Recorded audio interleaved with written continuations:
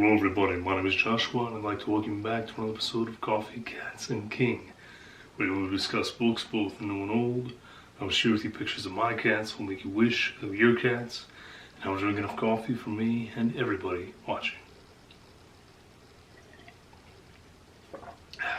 The mug, of course, is another cat mug. Some may call this an ugly cat mug. I think it's actually quite wonderful. And I don't know if you guys have seen this shirt before, but it's also pretty awesome. Voice may still go in and out a little bit. I'm getting there, but it's a slow process. I wanted to jump on here and do my March TBR. I have a ton of videos planned. I have them all down in writing.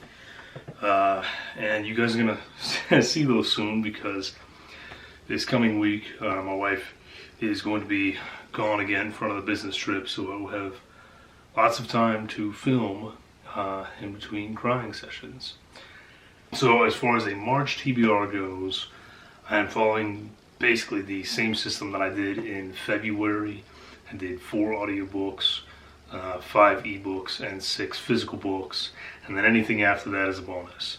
I kind of liked the way it went. It seemed to work out well in February and then give me a little time at the end to, maybe pick a book or two that wasn't on my list. So I liked the way that worked. A lot of people do, those various games and stuff with prompts and such, and I kind of want to try one of those, but I don't know. We're going to start with the audiobooks, the first of which I technically started in February, and I'm going to finish it up.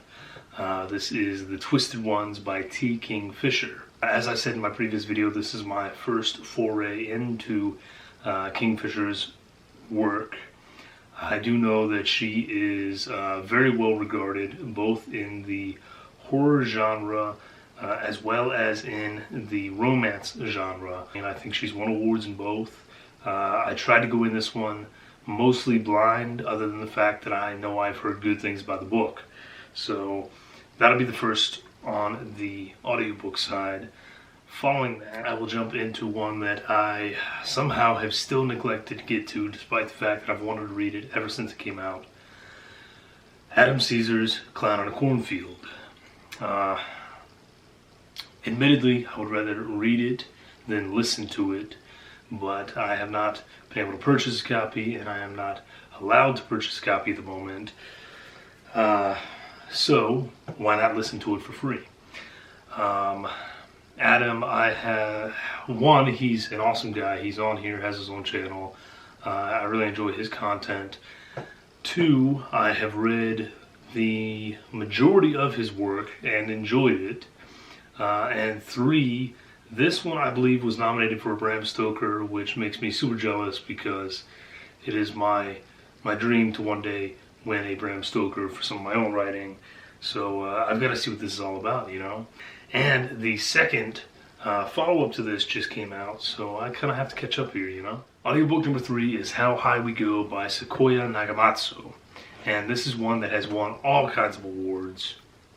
This, if I'm not mistaken, is sort of a post-apocalyptic, somewhat sci-fi. Also kind of takes place as the apocalypse is occurring.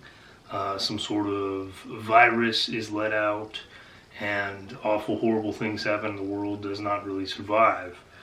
I can see how some people would not want to read this due to the parallels of our current world events, but like I said, I've only heard good things. This has won all kinds of awards. It has a ridiculous number of ratings and reviews. I have a lot of horror in for the month of March, so I need to slip some other things in there, some science fiction and such.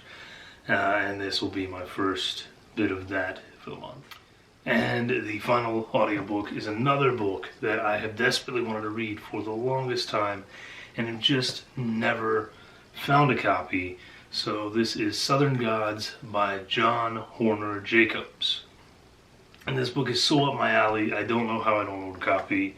This is about a man who is tasked with finding out about this old blues musician, essentially the usual setup where it's claimed he was so good that the only way he could have been that good was to have made a deal with the devil. I'm all about music, I'm all about blues, very much about horror, and about these sort of small town horror.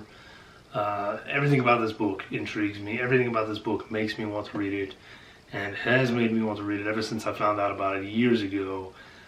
I just never got a copy. So once again, I get to thank this this wonderful new program that I'm using to listen to audiobooks for allowing me to finally listen to Southern Gods.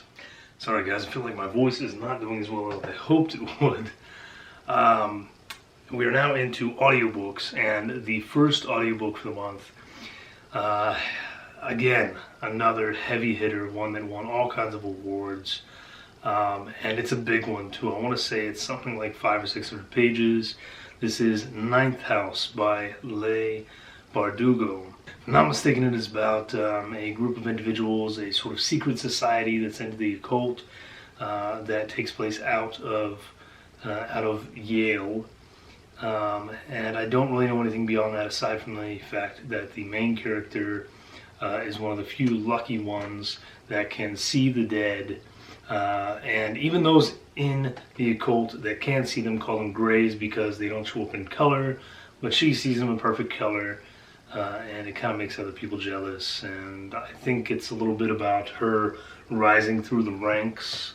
I don't really know. It's been on my list for a long time, and I'm going to read it. Now, after a heftier read like that, I figured I would need a little break, something a little shorter, something a little on the lighthearted side in regards to horror anyway. So I found one that looked fun. This is Kirk Anderson with Zombie Cheerleaders and Other Nightmares. Gotta be honest, picked this solely based off of the ludicrous and fun cover.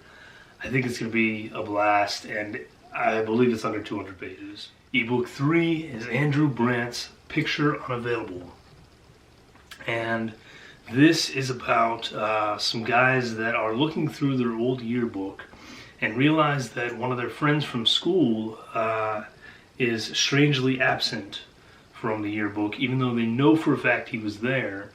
They start investigating a little further and find that, in fact, there are no books and no mentions of him whatsoever, which, of course, leads to this very interesting mystery for them as they investigate how this happened and what the heck is going on. Why is their friend seemingly erased from history? So it sounds interesting, it sounds creepy. I think depending on what the author does with it, this could be a really great one. I love the concept, and I'm really hoping that this one is a knockout. Next, I want to jump into D.V. Wolf's Dirty Deeds. And this is the follow-up to a book that I read last year titled Midnight Rider. Both of them have awesome freaking covers. This is part of a longer series, but the first one was fantastic. It was everything I love in a good horror. It was actually humorous, and the humor worked for me. It was very graphic and gory and cool. There were cannibal nuns and crazy monsters and just all this awesome stuff going on. Lots of music references. The heroine is just super cool. And so I was just really excited to get into it. I don't want to take too long in between before I continue with the series. I'm afraid I'll forget things. So I'm going to jump right into number 2 now, because it's been a few months since I read the first one. And like I said, I have really high hopes for this series. I think this is definitely going to be one where I end up purchasing the physical books. One, because the first one was so great, and hopefully the others will follow. And 2, because the covers are just so friggin' awesome. And then the final ebook of the month, I could not pass this up when I saw it, and I think a few of you are bound to pick this up when you see it. This is going to be so fun. This is an anthology of stories compiled by Neil Baker called The Call of Cthulhu. and this is Lovecraft mixed with Winnie the Pooh universe. And there's nothing else I can say to sell you on this book. You're either 100% sold and with me and just as excited as I am to read it, or you are rolling your eyes and you're probably not the right audience for Winnie the Pooh Blood and Honey either, which I'm really hoping to figure out a way to watch, because I was really excited for that and didn't realize it was only going to be in theaters for one day. So this is kind of my way of making up for that. In the meantime, like I said, I saw it and I knew I had to read this and I didn't want to wait, so threw it right on to this next month's TBR. I know it's ludicrous, but man, I'm so excited for this. Alright, and now moving into our physical books. Again, 6 of the physical books. In my last video, I asked you guys to vote between 4 books on which one I was going to pick up next. It was actually a tie, a 3-way tie between 4 of the books. So I got Paige's opinion, had her pick one, and so the book that won out that you folks voted for is Ed Kelleher and Harriet Vidal with The Spell. And I kind of talked about this one in my last video, so I won't talk about it here. But I did pick one of those other 4 books as well as my second book. This time I picked it because this is the one that Pax voted for out of those 4. So in honor of Pax, this month I will be reading Andrew Clavin's The Uncanny with this really creepy cover. And again, I talked about this one in my last video, so check that out if you want to see a little quick little synopsis of both of these. Book number 3. I said last year I wanted to incorporate more poetry into my reading, and I feel like I did a decent job last year of getting some of that in there. I want to continue the trend this year. So for my first poetry book of the year, I'll be reading R.T. Smith's In the Night Orchard with this lovely cover. Not familiar with R.T. Smith, but apparently he's pretty close to me. He was born in Washington, D.C., and he's won a bunch of awards here in Virginia for his stories and poetry, and in fact lives pretty close to me here in Virginia. So that's really cool. And I know poetry's not for everyone, but I'm telling you, you just have to find that particular poem or poet that works for you, and it will suck you in eventually. Just give it a try, guys. Give poetry a try, I'm telling you. And Pax, I think, has been doing a good job of showing people how enjoyable poetry can be, even for those who are just into the gory, gutsy horror side of things. Coffee time. Alright, this next one I picked just because I was going through my bookshelf trying to find this TBR, and this one had one of the most ludicrous covers that I happened to stumble upon. I don't know where this book came from. I don't know why I have it, but I'm going to read it because it looks like it's going to be silly and fun. This is from Jonathan Rand, and this is part of the American Chillers book series. This is number 39, titled Angry Army Ants Ambush Alabama. And there they are in their get-up. Clearly meant for a younger audience, but this is about a boy who is hiking through the swamps and forests of Alabama. While hiking in the woods, him and his friend find a very large hole that goes way down into the ground, and they soon realize that it it is a home for giant, oversized ants that are now ready to take over their homes. So I had no idea where this came from, but with this cover, I was like, man, I'm gonna give it a read. Why not? Why not? Number 5 for the physical books. My cat book for last month, as you guys know, did not work out at all. So I'm going to give it another try. A different cat book this time. This is Lillian Jackson Braun with The Cat Who Had 14 Tails. And this is supposed to be a collection of feline fiction from the author of the acclaimed The Cat Who series. So this is in particular about crime fiction, crime and mystery, all involving kitties. And then to round the month out, if I get time, I don't know if I'll finish this one, because I specifically picked a heftier one to end the month. But this is one that I've been wanting to get to for a while. It has, I think, one of the most gorgeous covers of any book on my shelf, front to back. This is Happily Ever After, edited by John Plima. And I really want you guys to be able to appreciate this cover. I'm going to go back and forth here so that you can get every little bit of it, because it is just, it's amazing. And the back sure is more. I mean, this is just a beautiful, beautiful book. And like I said, heftier.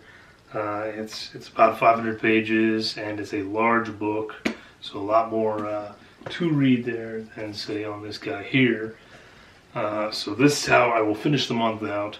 I don't know if I'll actually finish the book by the end of the month, mind you. Depends entirely on how things go this month, but I am a sucker for fairy tales and fairy tale retellings of any sort. And this just, man, this has been calling my name for a long time, and I'm so excited to finally get into it. That's really all I can say about it. Beautiful, beautiful book. And that is my March TBR. I will give you guys a little cat footage, so...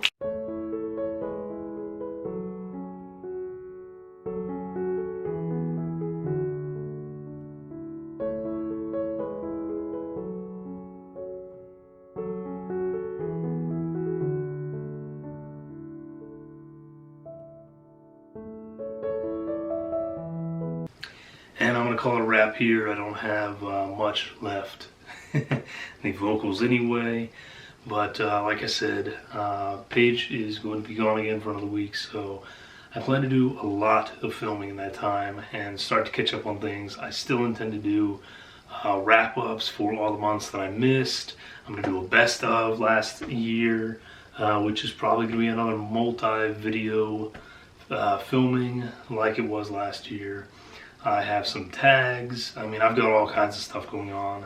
Of course, as always, if you guys have any videos in particular that you would like, just let me know down there. Any comments, questions, concerns, down below. I'll always respond. I know I haven't been great at that recently, but again, I'm going to catch up on that along with everything else.